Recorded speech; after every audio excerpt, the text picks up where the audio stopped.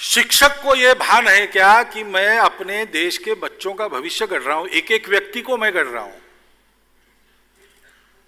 अनेक महापुरुष अपने प्राथमिक विद्यालय के, माध्यमिक विद्यालय के, कॉलेज के शिक्षकों को याद करते हैं। क्यों करते हैं? उनके जीवन में कुछ कंट्रीब्यूशन है, ऐसा उनके जीवन में हमको कंट्रीब्यूट करना है, ये देने वाला शिक्षक है क्या? और शिक्षक को अपने विषय का ज्ञान ठीक है क्या? शिक्षकों के स्तर का एक प्रश्न है।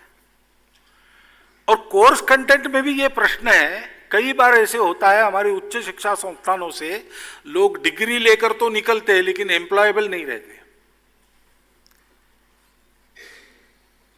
डिग्रियां बहुत मिल रही, उच्च शिक्षा के संस्थान चल रहे हैं, लेकिन रिसर्च कम हो रहा है हमारे यहां।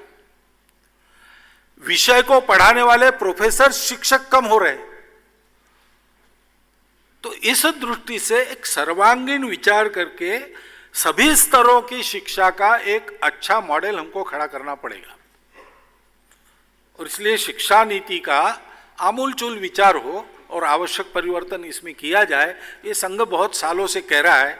और इसके लिए जो कमीशन नियुक्त किए गए, उन सब कमीशनों की रिपोर्ट भी ऐसी है। अब आशा करते हैं कि नई शिक्षा नीति में इन सारी बातों का अंतर्भाव होगा। लेकिन एक और बात है, अपने देश की अधिक शिक्षा निजी हाथों में है, सरकार के पास नहीं है। और उस निजी क्षेत्र में बहुत अच्छे अच्छे प्रयोग भी चल रहे हैं। यहां दिल्ली में ही 1 साल पहले सम्मेलन हुआ था ऐसे प्रयोग करने वालों का। 350 के ऊपर भारत के विभिन्न स्थानों से, अलग अलग प्रांतों से लोग आए थे और दे हैव वर्कड मिरेकल्स। तो नीति जब आएगी लागू होगी तब होगी, उसकी राह देखने की आवश्यकता नहीं।